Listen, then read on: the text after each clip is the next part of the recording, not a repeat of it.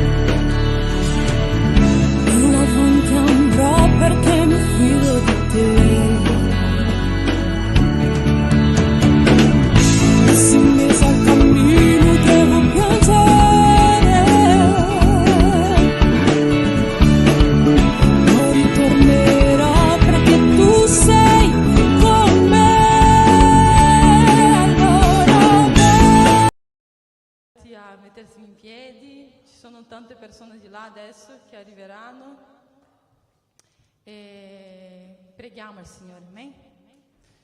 Non so come è andata la vostra settimana, ma io so che il Signore è un Dio che agisce, sono sicuro che il Signore ha agito in questa settimana. Tu puoi dire amen? Amen? Alleluia. Facciamo una preghiera, Signore. Padre, in nome di Gesù, Signore, in questo momento, Padre, noi vogliamo adorarti, Signore. Comincia a pregare, Signore. Comincia a parlare con Lui, comincia a ringraziarlo per questo giorno. Comincia a ringraziarlo per questa settimana che hai passato, anche se è stato difficile. Padre, in nome di Gesù, Padre. Noi ti ringraziamo, Signore, per questa settimana. Noi ti ringraziamo, Signore, per questi giorni. Noi ti ringraziamo, Signore, perché il Signore ha agito, Signore, in questa settimana. Spirito Santo, in nome di Gesù, Signore. Signore, in questo momento io ti prego, Signore, di aprire i nostri cuori, Signore. Aprire il cuore di ognuno, Signore, che è qui questa sera, Padre, per ascoltare la tua parola, per lodare, Signore, e riuscire a rendere a te l'adorazione, Padre. Spirito Santo di Dio, Padre. Signore, questa chiesa è una chiesa che adora, Signore, e molte delle volte il nemico cerca di farci smettere di adorare, Signore, ma noi, Signore, schiacciamo tutto il potere del nemico, Signore, e diciamo, Signore, noi continueremo ad adorarti, Signore, e in questo culto, Signore, che si chiama adorarti, Padre, che noi possiamo rendere a te la nostra migliore adorazione, Padre, che noi possiamo darti la migliore adorazione, Padre, perché se non è per adorarti, Signore, no, perché siamo nati, Signore? Se non è per adorarti, perché siamo nati, Padre? E questo, Signore, deve essere una convinzione nel nostro cuore, Padre. Spirito Santo, agisci, Signore, in nostra vita, agisci nella vita della tua Chiesa, Padre, agisci, Signore, nella vita di coloro che non sono potuti venire qua, ma, Signore, noi sappiamo, Signore, che hanno in cuore, Signore, il desiderio di essere qua. Spirito Santo, in nome di Gesù, Questo culto è tuo, Signore. Noi siamo qui per renderti a te il nostro culto, Padre. Non per nessuno di noi, ma è a te, Signore. E quindi ogni cosa sia dato a te, ogni lode sia dato a te, perché tu sei degno di ogni lode, Padre. E ciò che noi vogliamo dichiarare, Signore, è questo: se Dio è per noi, chi sarà contro di noi? Amen. Fai un applauso al Signore.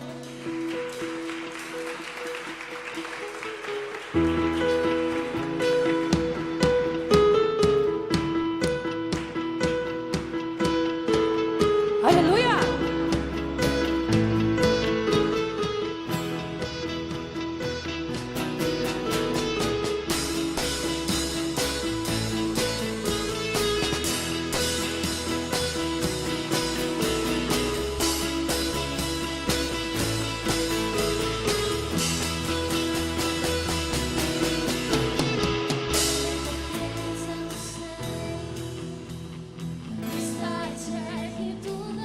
Non c'è?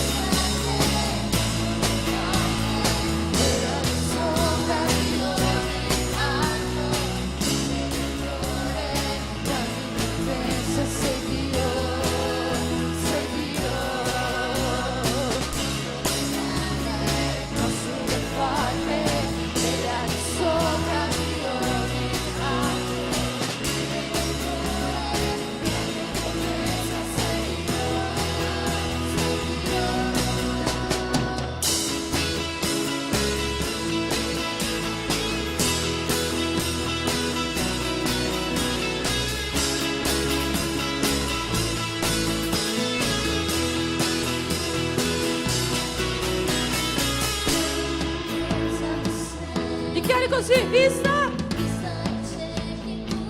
Non c'è.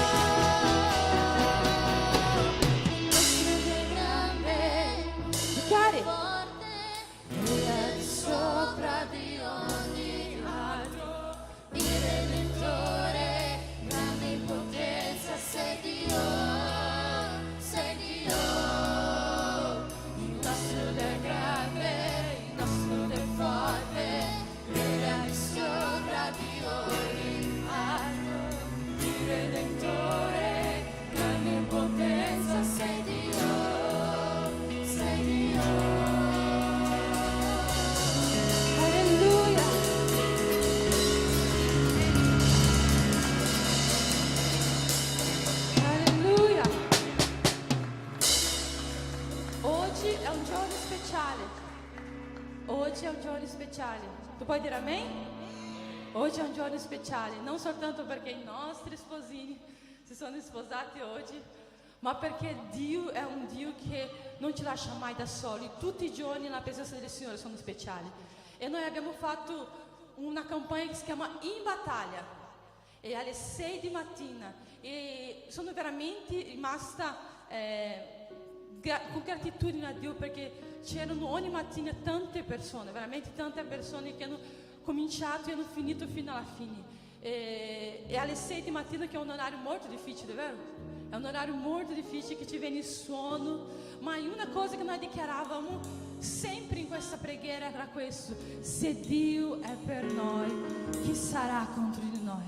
E quindi ti invito a cantare ancora una volta. Noi abbiamo dichiarato per 10 giorni questo. Noi abbiamo visto tante cose succedere nella nostra vita, abbiamo visto tante cose che il nemico ha cercato di fare, ma noi abbiamo vinto nel nome di Gesù. Satana è sconfitto nel nome di Gesù. E quindi io ti invito a cantare con tutta la tua forza, dichiarando: se Dio è per noi, chi sarà contro di noi? Se Dio è per noi, chi sarà contro di noi? Se Dio è per noi, chi mai ci fermerà? Se Dio è per noi, chi sarà contro di noi? Se Dio è per noi, Chi mai? se Dio è per noi, chi sarà contro di noi? Se Dio è per noi, chi mai ci fermerà? Se Dio è per noi, chi sarà contro di noi? Se Dio è per noi, chi mai ci fermerà? Se Dio Se Dio è per noi, chi sarà contro di noi? Se Dio è per noi, chi mai ci fermerà? Se Dio è per noi, chi sarà contro di noi? Se Dio è per noi, chi mai ci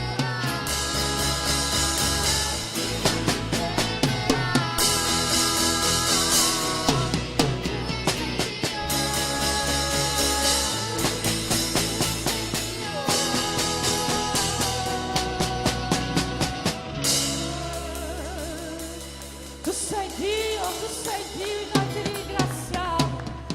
Alleluia, alleluia, tu sei fedele, Signore. Tu sei fedele, Signore, tu sei fedele, tu sei fedele, tu sei fedele, Signore. Tutte le tue promesse tu compirai. Tutte le promesse che il Signore ci ha fatto, Lui compirai. E una di queste promesse è che Lui ritornerà per riprenderci. E che questo sia una preghiera, che questo sia un desiderio della nostra anima, che Lui ritorni. Lui ci ha promesso, noi siamo sicuri che Lui compirà questa promessa.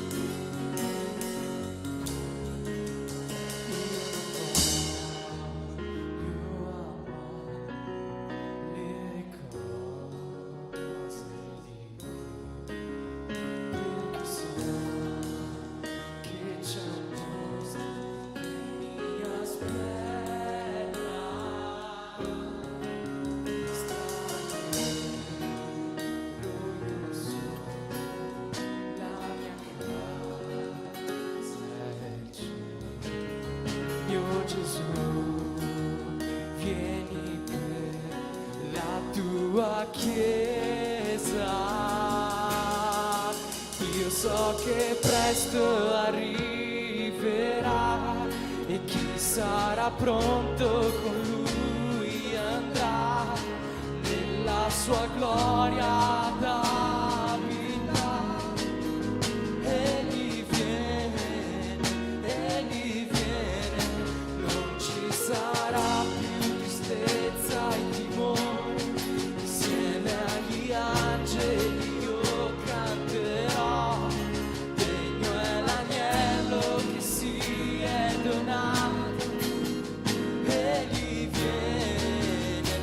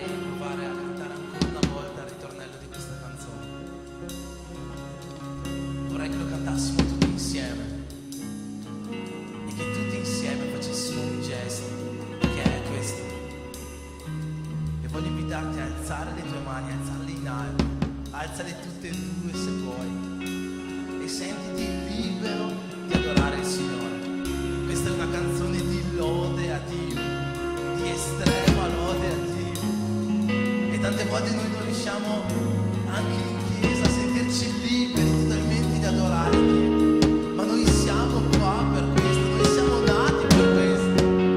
E voglio vederti sentiti libero di adorare Dio questa sera. Alza le tue mani, non avere vergogna, chiudi gli occhi, non guardare la persona che ti sta di fianco, non pensare a quello che lei penserà di te, perché la persona di fianco a te starà lottando come te. Alza le tue mani più in alto che puoi e canta più forte che puoi a Dio. Alza il tuo clamore a Dio, lodalo in questo momento. Senti lo Spirito Santo che ti entra dentro, senti la sua gloria che ti pervade. No, non uscire di qua come sei entrato questa sera. Sei venuto qua per riempirti di Lui, e allora riempiti di Lui. Adora Dio, adora Dio.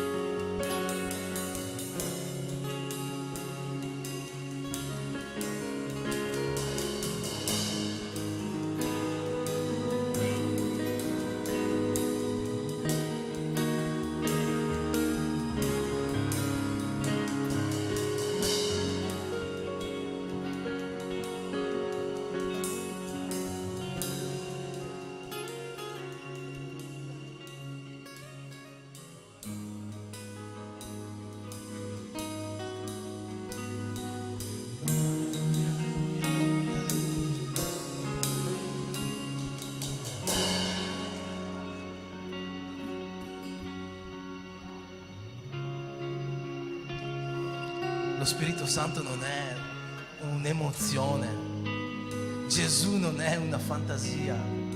Se tu credi, Lui si presenterà vivo a te, Lui si presenterà vivo dentro di te. Se tu credi, se tu dai il tuo cuore a Lui, Lui si presenterà vivo dentro di te e ti farà provare cose che tu non potevi immaginare. Alleluia.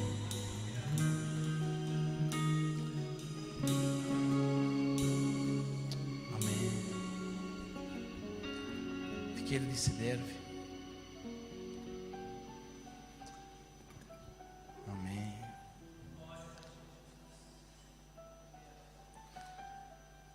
Le cose che occhio non vide, che orecchio non udì, queste Dio le ha già preparate per coloro che lo amano. Ama Dio, credi in Dio, Lui ha già preparato per te qualcosa di grandioso per la tua vita. È già pronto per te. Amen. Voglio presentare i visitanti di questa sera. È un'allegria avere qua con noi Gabriella, che è sorella del nostro fratello Leonardo, e insieme a lei c'è Aliomar, che è la mamma di Leonardo e Gabriella, ovviamente. Oltre a loro c'è anche il fratello Milton. Mi hanno detto che lui è un presbitero della chiesa Assemblea de Deus Madureira, giusto? Di Criciúma. È appena arrivato dal Brasile e è qua con noi, ci ha trovato grazie ai social network, è qua con noi questa sera per adorare il Signore. Cosa possiamo dire a tutti loro? Siete benvenuti nel nome di Gesù. Amen.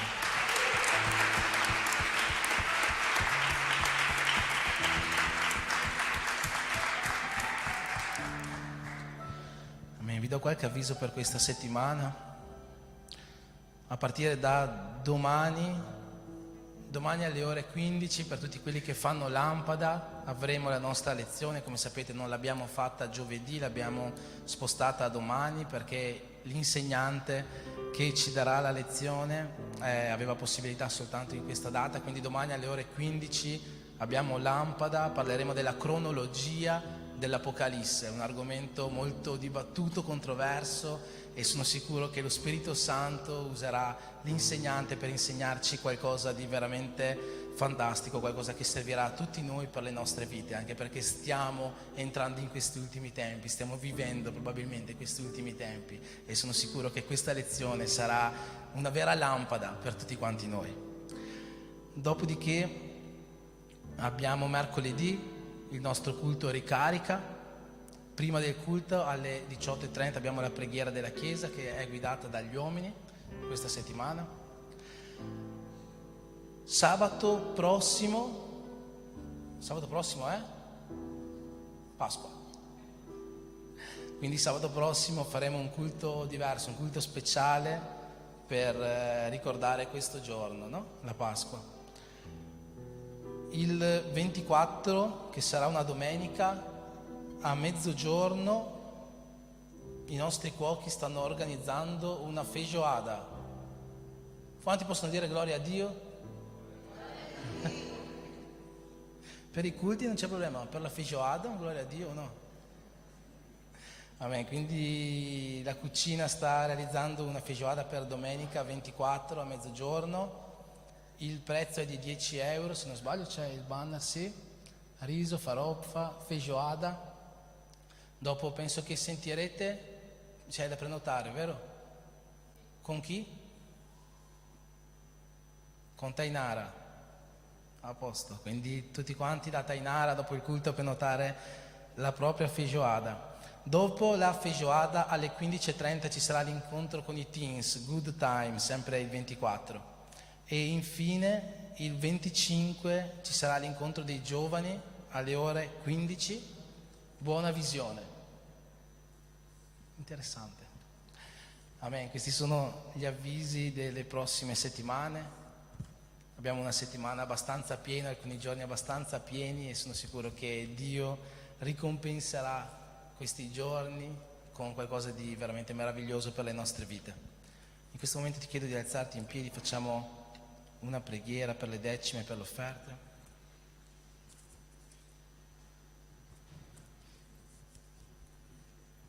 Amen. Tu che oggi hai nel tuo cuore di portare qualcosa alla casa del Signore, quello che Dio oggi ti guiderà di portare, Signore, è per il bene di questa casa, è per il bene di quest'opera, è per il bene del regno di Dio, e sono sicuro che facendo questo tu investirai in qualcosa di meraviglioso che Dio farà in mezzo a noi.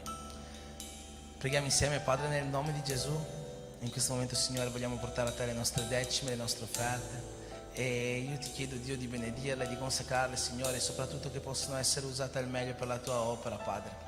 Ti chiedo, Signore, di venire a benedire ogni persona di questa chiesa, Signore, ogni persona che è qua dentro. Non è importante, Signore, il valore di ciò che oggi porta alla tua casa, non è importante se non porterà niente, che porterà qualcosa, ma io ti chiedo, Signore, vieni a benedire la sua casa, Signore, vieni a benedire la sua vita, vieni a benedire la sua famiglia, e fai vedere quanto è grande la tua mano su di noi. Nel nome di Gesù benedici questo momento. Amen. Alleluia.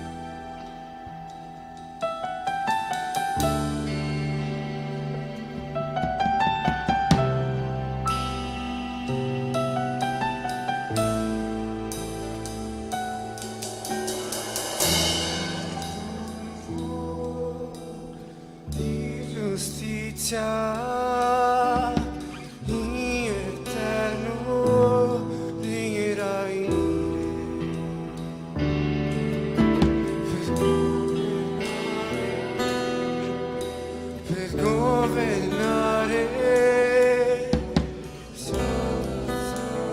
minha amor. Quiero descair e la terra trema davanti alla maestà di Gesù. Quiero descair e la terra trema davanti alla maestà di Gesù.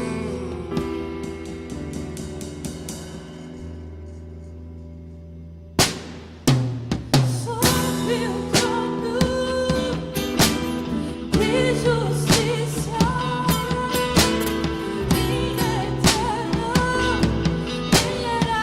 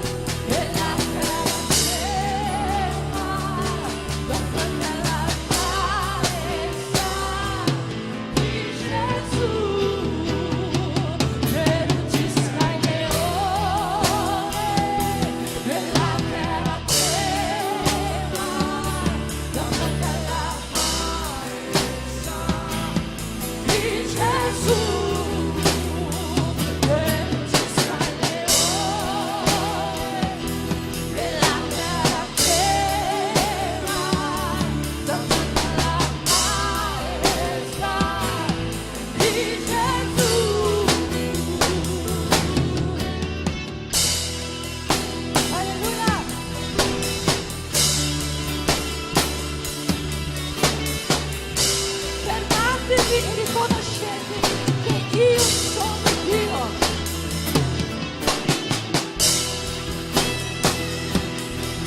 Fermatevi e riconoscete che io sono Dio.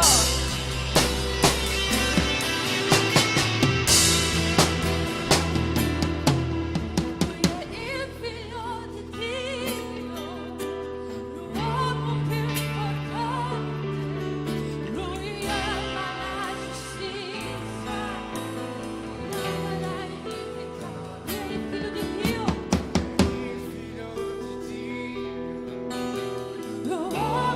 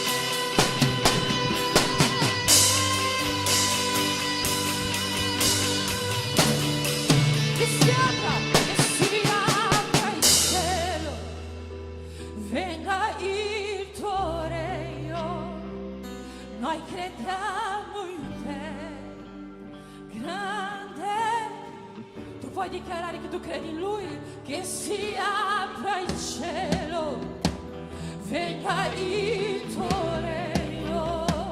Noi crediamo in te, grande Dio, che si apra il cielo,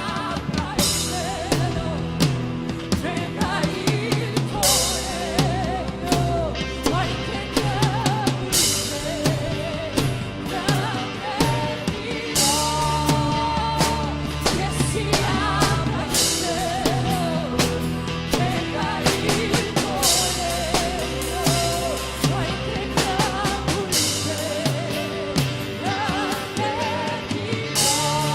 in te,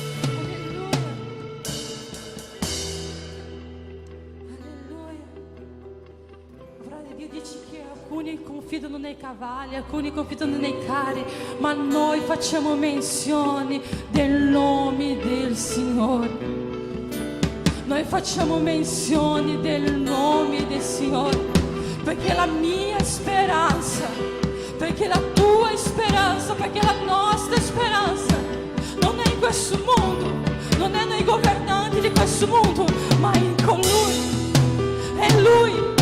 È Lui, è Lui, la mia speranza è in Dio, la nostra speranza è in Dio, la nostra speranza è in Dio, la nostra speranza è in Dio.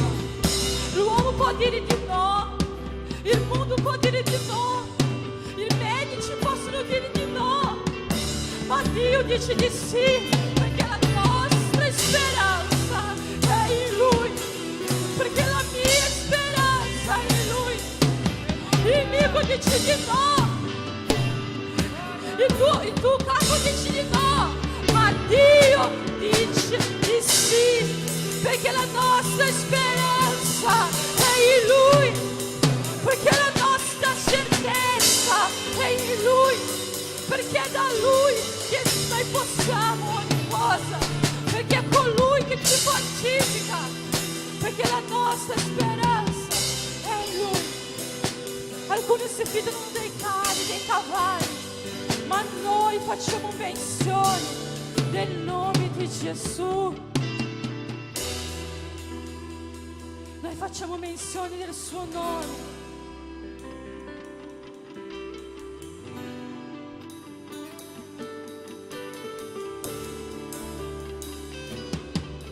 Che il cielo serrato si apra, che venga il tuo regno, Signore.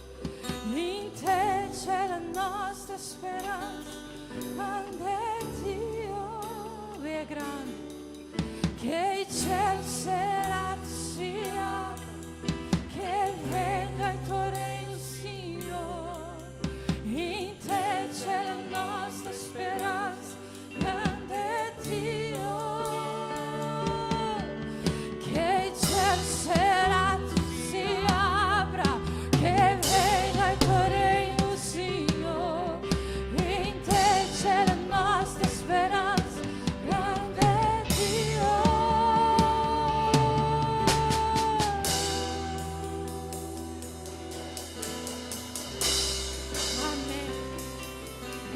tu benedisci una persona che è di fianco a te, io vorrei che tu mettessi la mano nella spalla del tuo vicino e dici: non temere, la tua speranza è in Dio.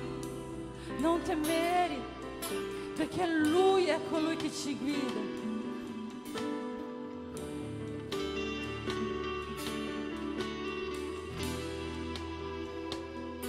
Lui è colui che ci guida. Non temere, la tua speranza è in Dio.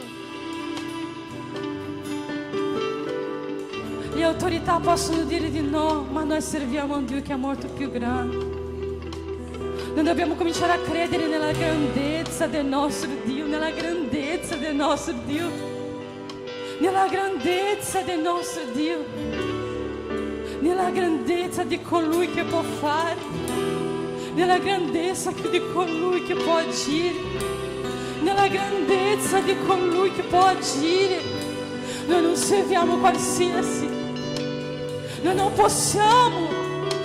possiamo credere che il nostro Dio non può ogni cosa.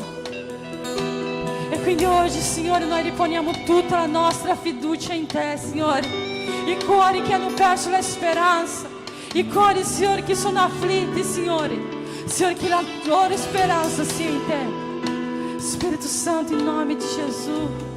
Spirito Santo, in nome di Gesù, Padre. Spirito Santo, in nome di Gesù, Signore. Spirito Santo, in nome di Gesù, Padre. Spirito Santo, in nome di Gesù, Signore. Spirito Santo, in nome di Gesù, Signore. Che io sono come fuoco in questa nazione, Padre. Che siano come fuoco in questa nazione, Padre. In nome di Gesù, Padre. In nome di Gesù. Stende la tua mano qua e preghiamo per loro. Padre, in nome di Gesù, Signore, in nome di Gesù, in nome di Gesù, Padre, in nome di Gesù, Signore. Riempi, Signore, riempi questo gruppo di danza, Signore, fino a traboccare della tua presenza. Riempi, Signore, riempi fino a traboccare della tua presenza, Signore. Che loro possano arrivare a giorni che non ci riescono a ballare, da sentire la tua presenza, Padre. Che possano arrivare giorni che loro non ci riescono più a ballare da tanto che sentiranno la tua presenza, Padre. Io ti chiedo, Signore, che loro possano, Signore, essere esempi, Signore, perché altre chiese, Signore, vogliono, Signore, vedere i suoi giovani che ballano, Signore. Ah, Spirito Santo di Dio, che questa fiamma che c'è nel loro cuore non venga a spegnere, Signore. In nome di Gesù, Padre. In nome di Gesù, Padre. Signore, che loro possano raccogliere altre generazioni, altre persone e vengano, Signore, a aumentare, Signore. Che i loro cuori vengano, Signore, a continuare, Signore, e non desistere dalla tua presenza, Padre. Perché ciò che loro sono qui a fare è questo, Padre. Cercare la tua presenza, Padre. Spirito Santo, Signore, il loro lavoro per te non è in vano, Signore. La loro danza, Signore, la ricevi, Padre. Signore, la promessa che il Signore ha per loro, Signore. Padre, in nome di Gesù, Padre. Signore, in nome di Gesù, Signore, benedici, Signore, la Sara e la Letizia e la vittoria, Padre. In nome di Gesù, Signore. In nome di Gesù, Padre, in nome di Gesù, Signore. Spirito Santo, Santo Spirito, alleluia, alleluia, alleluia. Che il Signore venga a parlare con noi, che i nostri cuori siano attenti a ricevere ciò che Lui ha da dire per noi.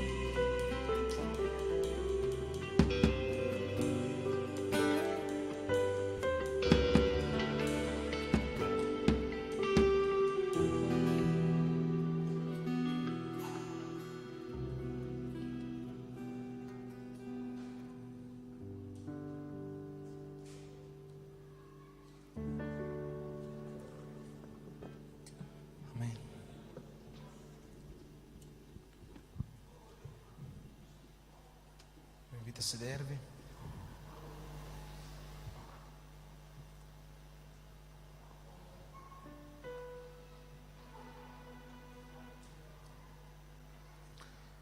aprire la Bibbia nel Vangelo di Giovanni, al capitolo 2.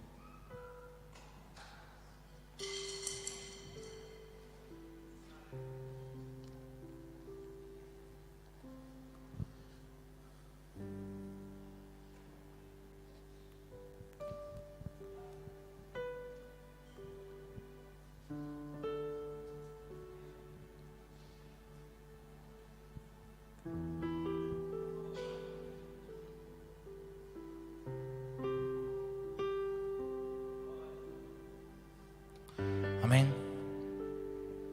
Vangelo di Giovanni, capitolo 2. Leggerò dall'1 in avanti. Dopo Fabio non c'ho un banner, puoi lasciare i versetti, ok? Dice così la parola del Signore.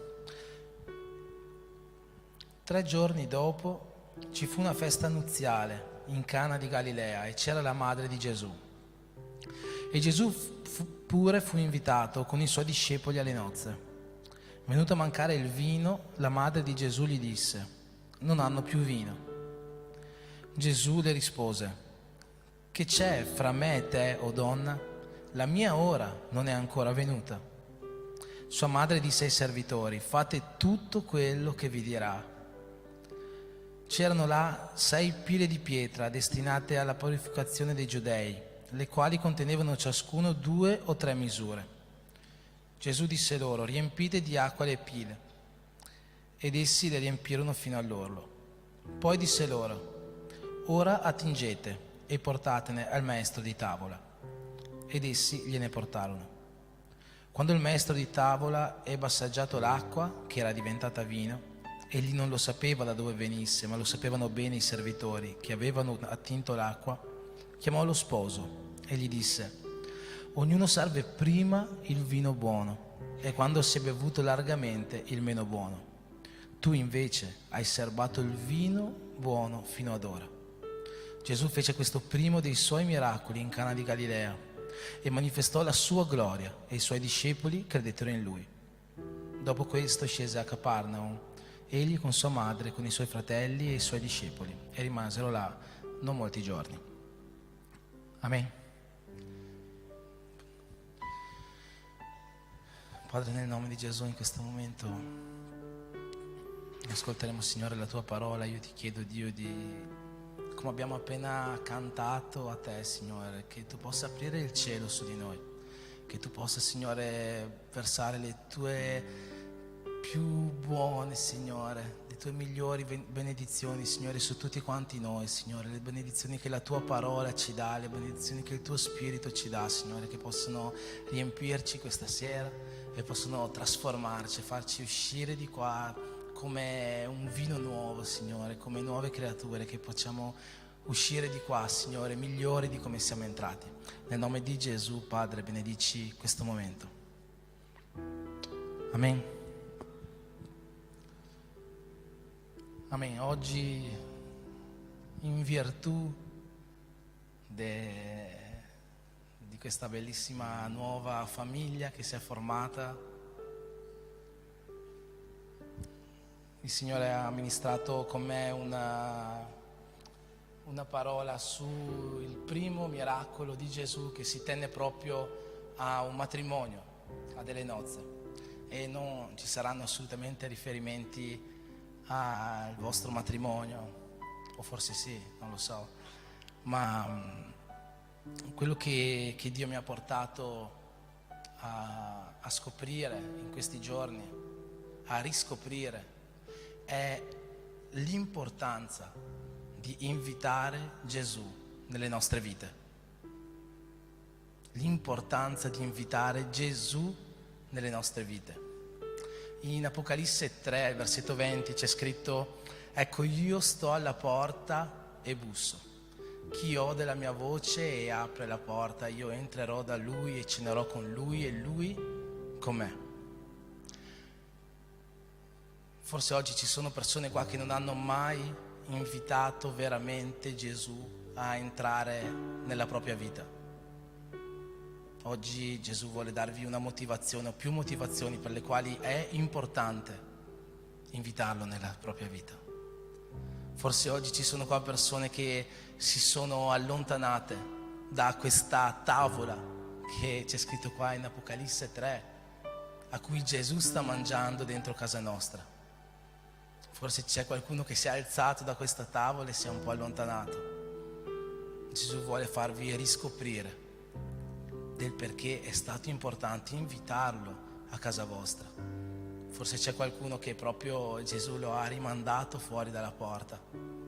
Gesù vuole farvi ricordare del perché è importante invitare Gesù nella nostra vita. Oggi citerò il matrimonio. Il sindaco di Castelnuovo, che ha celebrato la funzione civile, oggi ha dato a loro una parola molto bella, che ha parlato con me, seppure non fosse una parola religiosa, e ha detto: oggi voi vi siete sposati perché vi siete innamorati di chi siete oggi. Non so se vi ricordate queste parole che vi ha detto. E vi ha detto: non cambiate mai, perché voi vi siete sposati perché vi siete innamorati di chi siete voi oggi. E questo è quello che dovrebbe essere per tutti quanti noi. Noi ci siamo innamorati di Gesù per chi era Gesù quando ci siamo innamorati di Lui. E Gesù si è innamorato di noi per chi eravamo a quel tempo. Allora io ti chiedo, guarda un po' la tua vita oggi. Se tu pensi che oggi ti sei un po' allontanato da Gesù, i motivi possono essere due. O Gesù è cambiato, o tu sei cambiato. E ti do già mezza soluzione a questa domanda. Facciamo il 50-50, perché Gesù non può cambiare. La Bibbia ci dice che Dio è lo stesso ieri, oggi e per sempre. Dio è un Dio che non cambia, Dio è un Dio che non mente. Dio è un Dio che compie ogni sua promessa, Dio è un Dio infallibile. Lui non è cambiato. È interessante di come comincia questo racconto del matrimonio. 3 giorni dopo ci fu una festa. 3 giorni dopo a cosa? Se noi andiamo a leggere un pochino più indietro, alla fine del capitolo 1, vediamo che Gesù sta raccogliendo i primi discepoli. E chiama Andrea, chiama Giovanni, chiama Giacomo, chiama Pietro, chiama Filippo. E Filippo va a chiamare Natanaele. Quando Natanaele sta arrivando da Gesù, Gesù gli dice: ecco un vero israelita in cui non c'è falsità. E Natanaele gli risponde: come puoi tu saperlo? Gesù gli risponde: io già ti conoscevo prima che Filippo ti chiamasse, quando ancora eri sotto il fico. E Natanaele, tutto sorpreso, dice: allora è vero, tu sei il Messia, tu sei il figlio di Dio. E Gesù gli risponde: ma tu ti sorprendi per questa piccola cosa? Io ti dico che ti farò vedere gli angeli salire e scendere dal cielo. E appena 3 giorni dopo questa promessa che Gesù ha fatto a Natanaele, ecco che Gesù compie il suo primo miracolo. Appena 3 giorni dopo aver promesso a Natanaele: tu vedrai cose grandiose, tu vedrai miracoli, Gesù compie il suo primo miracolo. Gli fa vedere questa grandiosità, gli fa vedere questa gloria, gli fa vedere questi angeli salire e scendere dal cielo attraverso la trasformazione dell'acqua in vino. Perché Dio non mente. Dio non mente. Se Dio ci promette una cosa, quella cosa avverrà. Tante volte ci chiediamo perché questa cosa non avviene nella mia vita. In realtà spesso siamo noi stessi che ritardiamo il compimento delle promesse di Dio. Ma se Dio ci promette una cosa, quella cosa avverrà. Quella cosa avverrà. Dio non mente, Dio è infallibile. E il Dio che c'è qua è lo stesso che c'è oggi. Dio è lo stesso ieri, oggi e sempre. E quindi la risposta alla domanda con cui abbiamo iniziato è: chi è cambiato? Dio o noi? Penso che siamo noi. Penso che siamo noi. La Bibbia ci dice che alla fine dei tempi l'amore di molti si raffredderà. Alla chiesa di Efeso Gesù dice: ho una cosa contro di te, che tu hai abbandonato il tuo primo amore. Chi è cambiato? Siamo noi. Quindi oggi Gesù vuole ricordarci del perché è importante avere Lui nella nostra vita.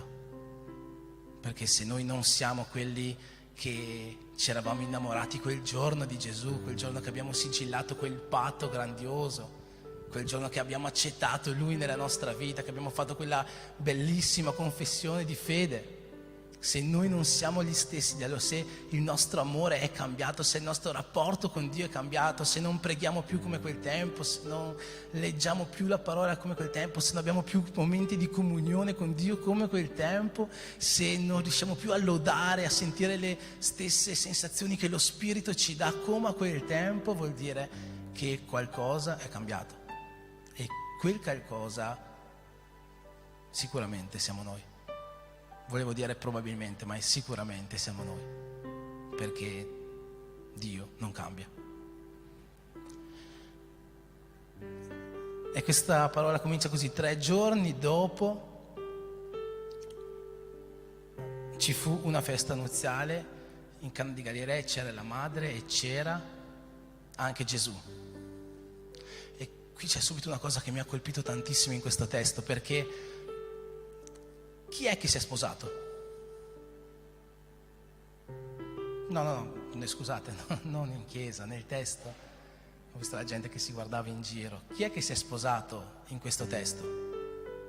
Siete stati attenti quando abbiamo letto, vero?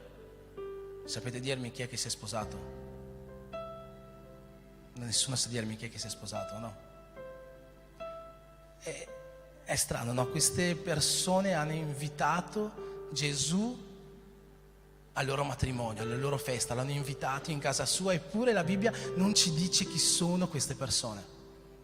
Eppure noi sappiamo che quando Gesù è andato a casa di Zaccheo, è andato a casa di Zaccheo. Sappiamo chi c'era in quella casa, no?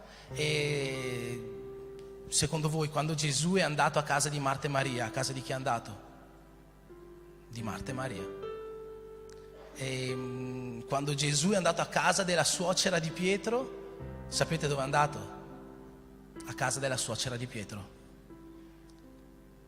Eppure quando Gesù è stato invitato al matrimonio, non si sa di chi fosse questo matrimonio.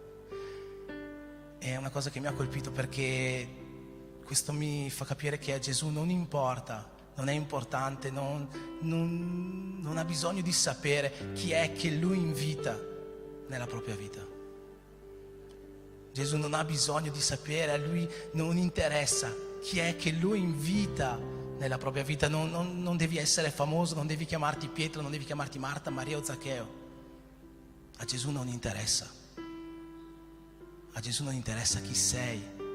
Puoi essere la persona più ricca, più povera di questo pianeta. Puoi essere la persona vestita meglio, vestita peggio, puoi essere la più bella, la più brutta, la più simpatica, la più antipatica. A Gesù non interessa. A Gesù non interessa così tanto che non ci fa neanche sapere chi erano queste persone a questo matrimonio, chi erano i festeggiati. Eppure quando c'è un matrimonio noi sappiamo molto bene chi sono i festeggiati di solito. Di solito c'è il loro nome, le loro iniziali dappertutto, no? Eppure di questo matrimonio non ci fa sapere chi erano gli sposi, perché a Gesù non interessa. Non è importante, non devi essere famoso per invitare Gesù. Lui viene ugualmente. Se tu apri la porta della tua casa, se tu apri la porta della tua festa, Gesù viene. Se tu lo inviti, indipendentemente da chi tu sei, Gesù viene. E tante volte pensiamo: chi sono io per poter invitare Gesù? O ho fatto così tanto del male a Gesù? O prima venivi in chiesa, adesso ho fatto tanto tempo senza non venire più e ho fatto di tutto. Ogni cosa sbagliata io l'ho fatta. Che cosa ancora io posso offrire a Gesù? A Gesù non interessa chi tu sei, non interessa quello che tu hai fatto. Gesù ha preso il più grande persecutore dei cristiani, lo ha fatto diventare il più grande missionario dei cristiani. A Gesù non interessa, lui sa benissimo quale opera farà nella tua vita, se tu lo inviti, indipendentemente da chi tu sei. Versetto 2, Gesù pure fu invitato con i suoi discepoli alle nozze. Gli sposi, che non sappiamo chi sono, ma spero che siamo ognuno di noi, hanno invitato Gesù alle loro nozze. E io vorrei fare un grande applauso a questi sposi, perché hanno invitato Gesù alle loro nozze. E non semplicemente hanno invitato Gesù, hanno invitato questo Gesù. Non hanno invitato semplicemente Gesù, hanno invitato questo Gesù. Perché questo Gesù? Perché la mia Bibbia, penso anche la vostra, al versetto 11 dice: Gesù fece questo primo dei suoi miracoli. Gesù fece questo primo dei suoi miracoli. Questo vuol dire che fino a questo momento Gesù non aveva mai fatto un miracolo. Questo vuol dire che fino a questo momento Gesù non aveva mai fatto una guarigione. Questo vuol dire che fino a questo momento Gesù non aveva fatto nessuna di quelle cose grandiose che gli facciamo vedere da questo momento in avanti. Eppure questi sposi non hanno avuto bisogno di sapere che Gesù avrebbe fatto miracoli, non hanno avuto bisogno di sapere che Gesù poteva guarire la loro vita, non hanno voluto sapere quello che Gesù poteva fare per loro. Loro l'hanno invitato senza che Gesù fino a quel momento avesse mai fatto nulla di grandioso. L'hanno invitato senza che fino a quel momento Gesù avesse mai fatto qualcosa di miracoloso. E questo mi fa capire tanto che noi non dobbiamo invitare Gesù nella nostra vita per quello che Lui fa, ma dobbiamo invitare Gesù nella nostra vita per chi Lui è.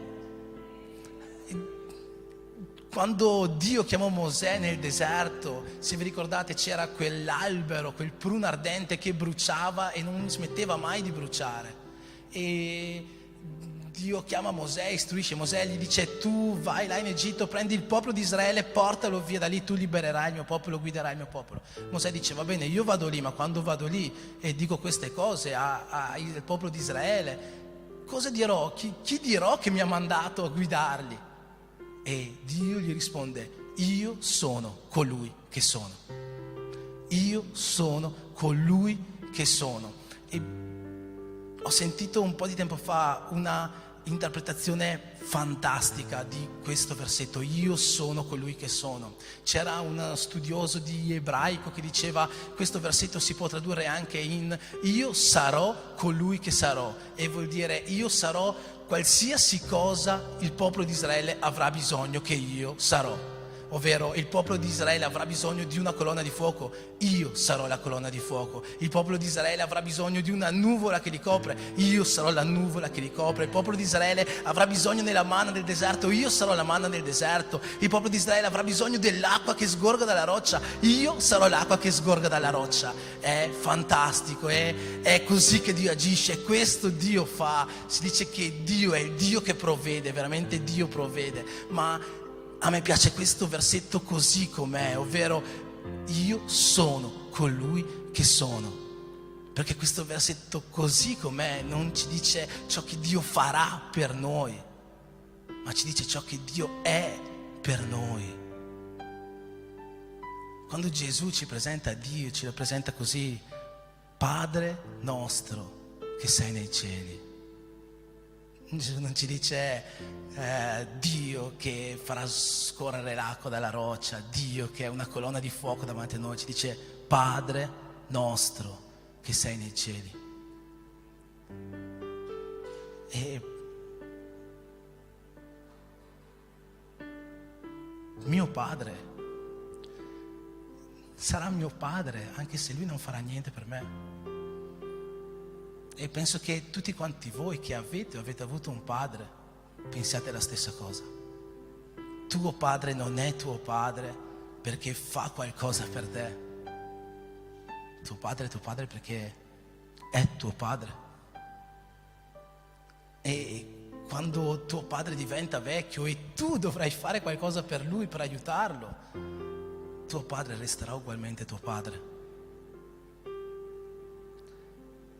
Dio non deve essere invitato nella nostra vita per ciò che lui fa per noi. Dio deve essere invitato nella nostra vita per ciò che lui è per noi. Gesù quando si presenta a noi ci dice: io non vi chiamo più servi, ma vi chiamo amici. E non so se c'è qualcuno qua che ha delle amicizie di interesse, ma io non ho un amico perché questo amico fa qualcosa per me.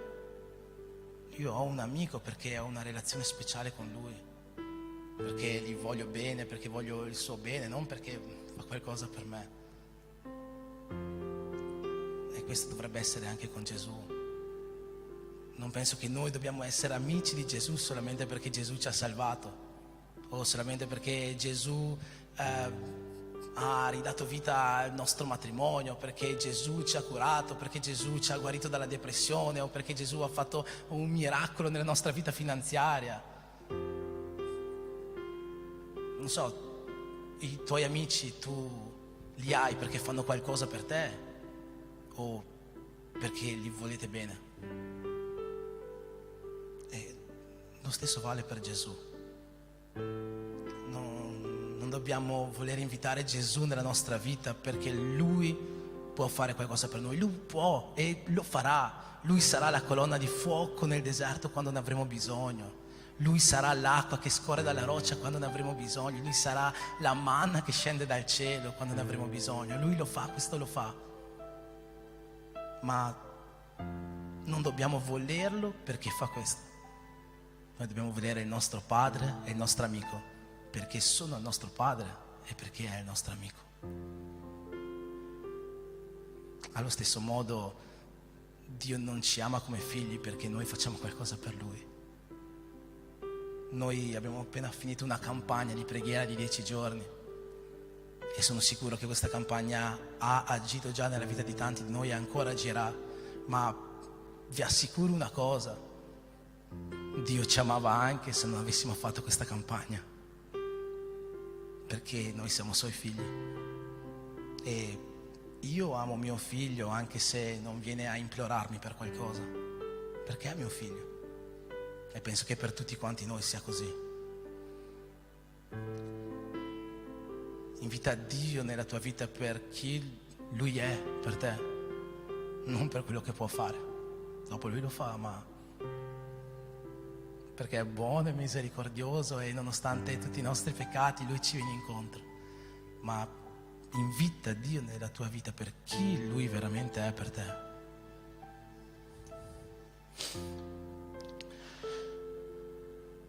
Versetto 3: venuto a mancare il vino, la madre di Gesù gli disse: non hanno più vino.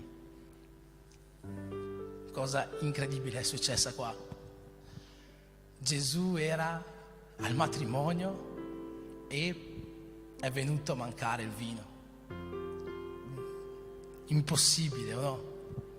Cioè, quando io ho Gesù nella mia vita, niente di brutto mi può accadere. No, invece no. Avere Gesù nella nostra vita non vuol dire che niente di brutto ti può accadere.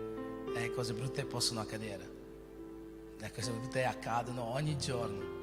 E non c'entra se hai Gesù nella tua vita oppure no. Le cose brutte accadono a tutti. La differenza è che se c'è Gesù nella tua vita, Lui può trasformare l'acqua in vino. La differenza è che se c'è Gesù nella tua vita, anche se c'è la tempesta, perché la tempesta arriva anche se Gesù è nella nostra barca, ma se c'è Gesù, Lui può fermare la tempesta.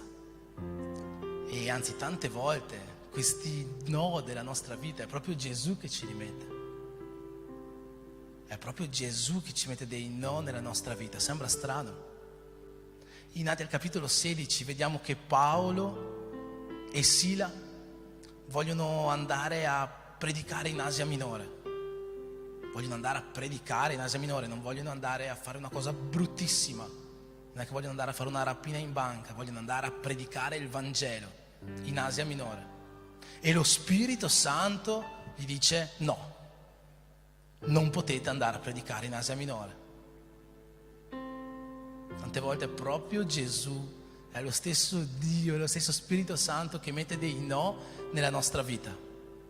E tante volte ci sembra incomprensibile questo, no? Pensate Paolo vuole andare a predicare, è pieno di spirito, vuole andare a predicare in ogni città dell'Asia Minore, Efeso, Smirne, Laodicea, tutte quelle città costiere che hanno bisogno di una parola da parte di Dio, e lo Spirito Santo gli dice no, tu non andrai là.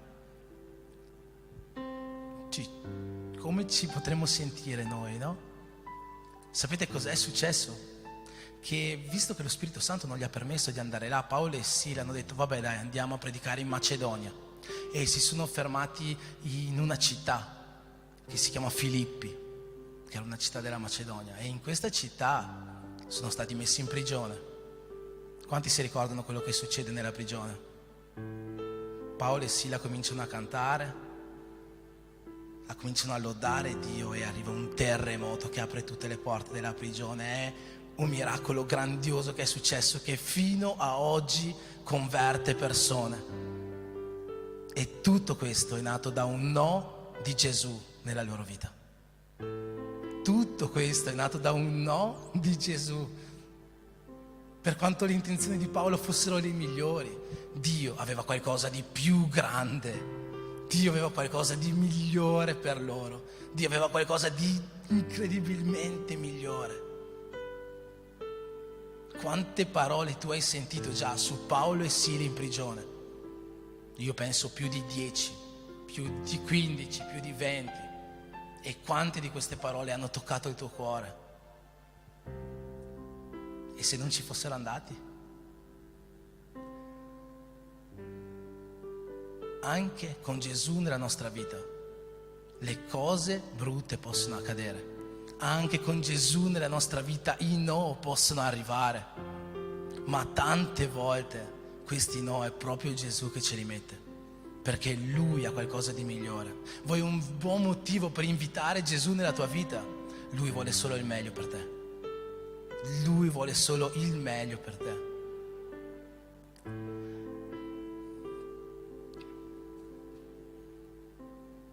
Gesù le disse che c'è fra me e te, o donna, la mia ora non è ancora venuta. Ci sono altri 7 versetti dopo di questo in questo testo, e Dio mi ha parlato in ognuno di questi versetti. Non sapevo più dove scrivere le cose, però mi fermerò a questo, promesso. Anche perché la Rosalina ha detto dai, finisci presto oggi che c'è la torta.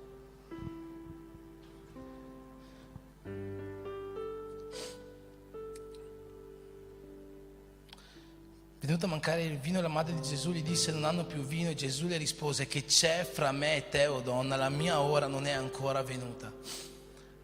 Che c'è fra me e te, o donna, la mia ora non è ancora venuta. E tante volte sentiamo questo versetto anche con speculazioni, diciamo, no? Anche nelle chiese evangeliche, perché alcuni dicono questo versetto annulla la divinità di Maria, no? Annulla la divinità della Madonna. Vedi proprio Gesù che dice, che prende le distanze da Maria, dice che c'è fra me o te, no? Ma provate a guardare bene questo versetto. Gesù non sta mettendo l'enfasi delle sue parole in questa prima parte del versetto. E Gesù mai in nessuna parte dei Vangeli si è reso superiore a qualcuno. Mai in nessuna parte dei Vangeli lui si è reso più importante di qualcuno. Lui ha detto io sono meglio di te, io sono superiore a te. No, non l'ha mai fatto questo. Anzi, la Bibbia ci dice che Gesù ha svuotato se stesso, ha preso forma di servo. Lui era un servo su questa terra. Lui non ha mai detto io sono migliore, io sono più grande. No, Gesù non sta dicendo io sono meglio di Maria. Gesù non sta annullando la divinità di Maria, anche perché non ce n'è bisogno, nel senso, Maria è una donna come la Sonia, come la missionaria Sandra, come la missionaria Marinei, una donna beata, beata tra le donne, ma non c'è bisogno di un versetto di Gesù per annullare la divinità di Maria. Penso che sia una cosa comprensibile da tutti che Maria è stata una donna. L'enfasi che Gesù qua mette è su qualcosa che veramente è più importante di Maria, che non è lui, ma è un'altra cosa, una cosa che per Gesù è più importante di Maria, una cosa che per Gesù è più importante della sua stessa vita. L'ora mia non è ancora venuta. Per Gesù la cosa più importante era la sua missione. Per Gesù la cosa più importante era la sua missione. Qui Gesù non sta dicendo io sono superiore a Maria, no, sta dicendo la mia missione è superiore a Maria. E qual era la missione di Gesù? Morire sulla croce. E perché Gesù doveva morire sulla croce? Per espiare ogni nostro peccato. Perché Gesù doveva espiare ogni nostro peccato per vincere la morte, perché Gesù doveva vincere la morte per darci la vita eterna. Qual è la missione di Gesù? Siete voi. La missione di Gesù sei te.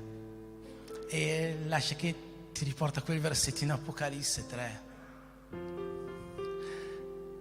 Ecco, io sto alla porta e busso, se uno ode la mia voce e apre la porta, io entrerò e cenerò con lui e lui con me. In realtà non sei tu che stai invitando Gesù ad entrare, è lui che sta invitando te a farlo entrare. Non sei tu che stai invitando Gesù a entrare nella tua vita, è Gesù che sta invitando te a lasciarlo entrare nella tua vita, perché la sua missione sei tu. La cosa più importante per Dio sei tu. Sei tu. E per te lui farebbe ogni cosa. Vuoi un buon motivo per invitare Gesù nella tua vita? Per te lui farebbe ogni cosa. Amen. Finito. Possiamo alzarci in piedi, facciamo una preghiera.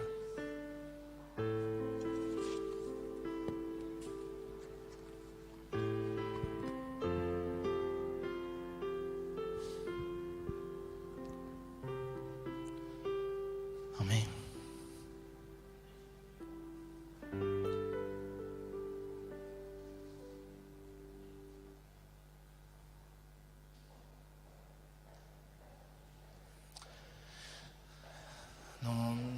Non chiederò a nessuno se vuole venire qua davanti, se qualcuno si sente allontanato da Gesù, se qualcuno ha qualche motivo, se qualcuno vuole riavvicinarsi a Lui, può venire e faremo una preghiera, ma in ogni caso io ti invito a mettere una mano sul tuo cuore.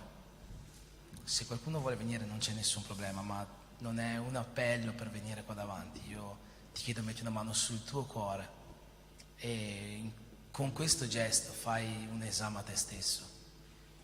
Dov'è Gesù nella mia vita? E dove sono io, anzi? Sono seduto a tavola con Lui, che sto facendo questo pranzo, che sto prendendo questa cena insieme a Lui, o ancora non l'ho fatto entrare nella mia vita, oppure l'ho scacciato dalla mia vita. Fai questo esame con te stessa, con te stesso. Metti questa mano sul tuo cuore e dopo aver fatto questo esame chiedi a Dio: mostrami, Signore, come farti tornare nella mia vita. Mostrami come farti tornare al centro della mia vita. Mostrami come farti tornare al centro del mio essere. Perché se lo Spirito Santo ha parlato con te questa sera, Dio ha tante buone motivazioni perché questo avvenga. Dio ha tante buone motivazioni affinché tu lo possa invitare nella sua vita. O meglio, è Dio che ti sta invitando a lasciarlo entrare. e ti sta invitando a lasciarla entrare solo per il tuo bene. Amen.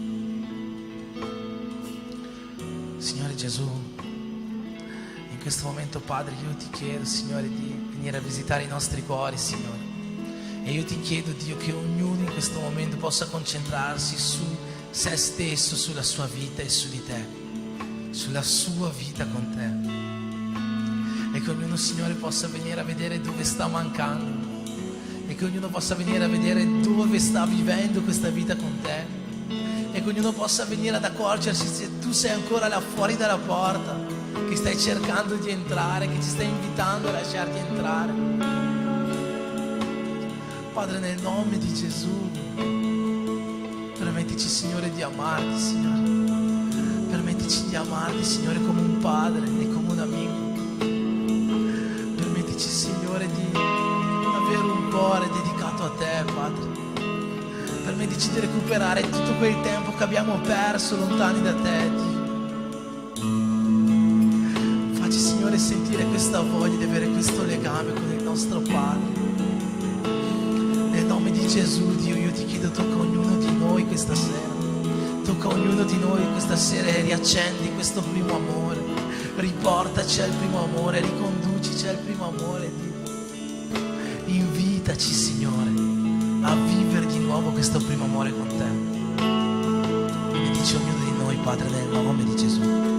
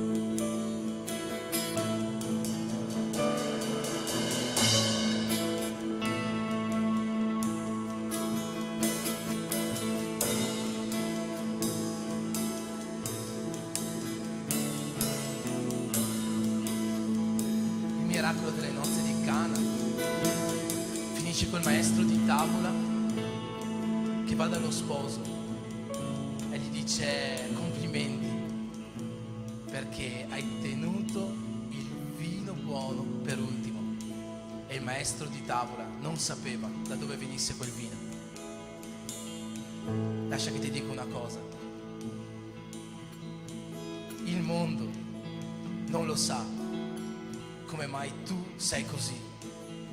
Il mondo non lo sa perché tu sei una persona trasformata.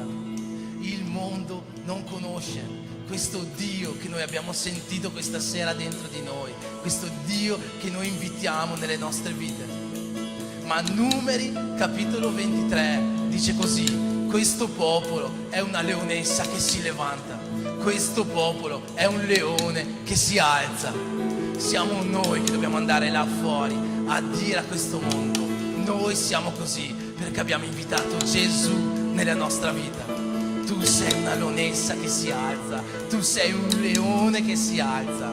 Esci là fuori e di a tutti quanti di questo Dio, di a tutti quanti di questo Gesù. Alleluia, amen. Possiamo fare un applauso al Signore.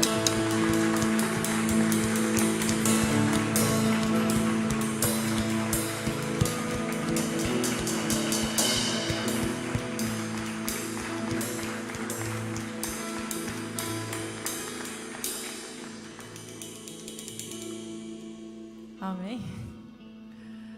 Enrico mi ha dato l'onore di chiamare 2 persone qua davanti. Dopo lui pregherà per queste persone. Gabi, John. Amen.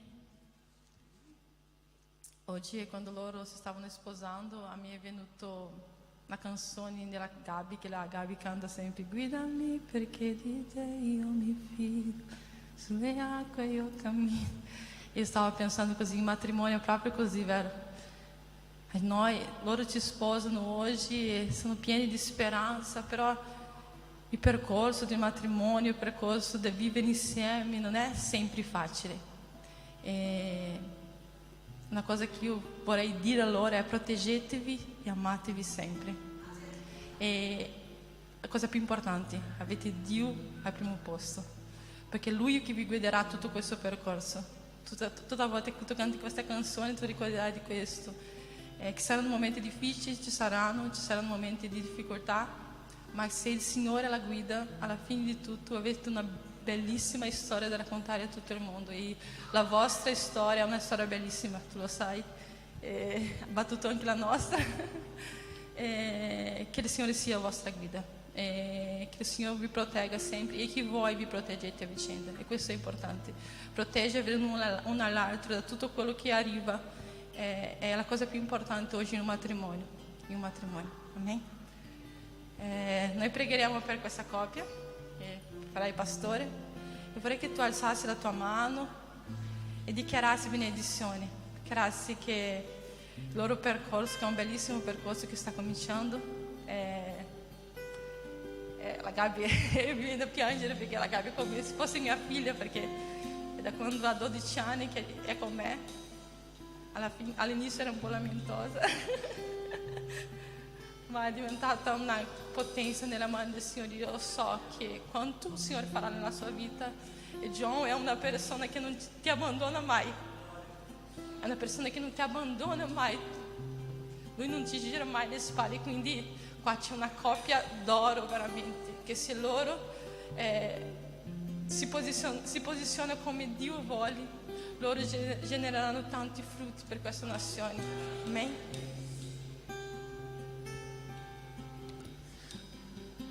Amen. Padre, nel nome di Gesù vogliamo mettere, Signore, davanti a te questa nuova famiglia, Signore, che è nata oggi, John e Gabriella, Signore. Tu li hai visti crescere, Signore, tu sai ogni minimo passo del loro percorso, Signore.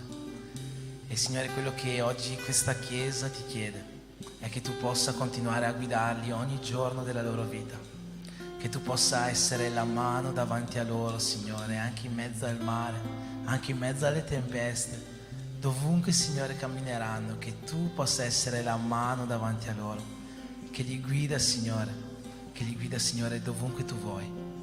Padre, nel nome di Gesù benedici questa coppia che tanto amiamo e che tanto, Signore, ha fatto per te e che tanto ancora farà e per la quale tu tanto hai fatto, che tu possa essere sempre con loro ogni giorno della loro vita, nel nome di Gesù. Amen.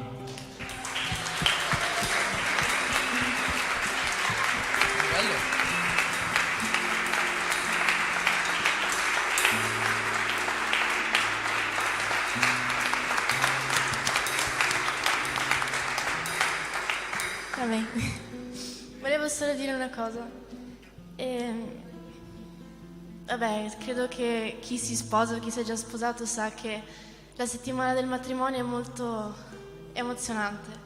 È un momento che, scusate, che veramente tu non smetti di pensarci. E in questi giorni io stavo parlando con Dio e ho detto: Dio, ma perché a me? Io non sono stata la figlia migliore per te, non sono stata la più santa, non sono stata la più obbediente, eppure tu mi hai benedetto così tanto, con una famiglia che mi ama, con un marito che mi ama tanto, con una chiesa benedetta. Io non sento di meritare tutto questo, ma poi mi ha ricordato che non è per merito ma è per grazia. Noi possiamo sbagliare quanto vogliamo, ma siamo sempre figli e Dio mai smetterà di benedire i suoi figli. E io mi sono ricordata, mentre parlavo con Dio, di un discorso che abbiamo fatto un giorno in macchina, che c'eravamo io, la Sonia, Giorgia e non mi ricordo chi altro. E la Sonia fa una domanda: voi credete che Dio abbia dei preferiti? E quella domanda mi ha colpito. Io non ho saputo dare una risposta, non ho saputo dire se Dio avesse dei preferiti e se effettivamente li avesse avuti, se io sarei stata la sua preferita. Ma devo dire che in questi giorni io mi sono sentita la più preferita da Dio, perché non so spiegare così tanto favore, così tanta grazia, così tanta benedizione per me. Quindi è questo, noi ogni giorno dobbiamo sentirci preferiti di Dio, perché Dio è Padre, Dio ama. E veramente, come quest'ultima canzone che abbiamo cantato all'inizio, le parole non basteranno mai per esprimerti gratitudine. Amen.